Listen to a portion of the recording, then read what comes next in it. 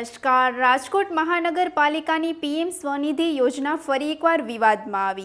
કેન્દ્ર સરકારની આ મહત્વાકાંક્ષી યોજના હેઠળ લોન મેળવવા માટે અરજદારોને વારંવાર કચેરીના ધક્કા ખાવા પડી રહ્યા। લાભાર્થીઓના જણાવ્યા મુજબ 10થી વધુ વખત રજૂઆતો કરવા છતાં લોન મંજૂર થતી નથી અને તેમને અનાવશ્યક રીતે હેરાનગતિનો સામનો પણ કરવો પડી રહ્યો। વધુ સમાચાર માટે જોડાયેલા રહો આરપી ગુજરાત ન્યૂઝ રાજકોટ। મારું નામ રાજેશ મણિભાઈ ટંકારિયા। ભાઈ આ લોકો કેટલા લોન આપે છે, વડાપ્રધાનની જાહેરાત છે કે લોન અમે આપીએ છીએ પોતાના ધંધા માટે। તો મારી પહેલી લોન મારે કરાવવાની હતી। તો પહેલી લોન કરાવવાની ત્યારે મારું ખાતું કોઓપરેટિવ બેંકમાં હતું, સહકારી, બરાબર, રાજકોટ કોઓપરેટિવ બેંકમાં। તો એમને એમ કીધું કે આમાં નહીં ચાલે, એટલે મેં કીધું કંઈ વાંધો નહીં, મેં એસબીઆઈમાં ખાતું ખોલાવી લીધું। એસબીઆઈમાં ખાતું ખોલાવ્યા પછી ત્યારે મારું ફોર્મ એ લોકોએ અધૂરું ભર્યું હતું।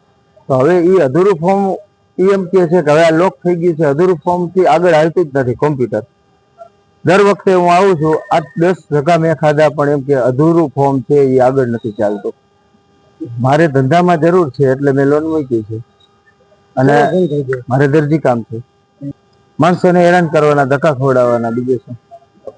મારો ધક્કો ઓછામાં ઓછો 10મો હશે સાહેબ। કેટલી જગ્યાએ હું પેલા કોર્પોરેશન જ જાતો, બરાબર છે, કોર્પોરેશન જ જાતો। કોર્પોરેશન જ્યારે જાઓ ત્યારે એક જ વસ્તુ કહે છે કે ભાઈ તમારું આમાં અડધું ફોર્મ ભરેલું છે, તે આગળ હાલતું નથી। એ અધૂરું ફોર્મ હવે કયા કારણે છે નહીં, શું કામ નથી આગળ હાલતી, મને તો કઈ ખબર ના હોય, કાંઈ ખબર નહીં હોય, અંદર હું ગયો નથી। હવે અત્યારે પાછું જઈશ, તમે જે એમને હોય તો ચાલુ રાખો અને તમે જુઓ અધૂરું ફોર્મ થી આગળ હાલશે કે નહીં હાલે। ના, મને એમ કહે કે હમણાં નહીં, હવે થોડોક ટાઈમ પછી આવજો, કોમ્પ્યુટરમાં અત્યારે લોક થઈ ગયું છે।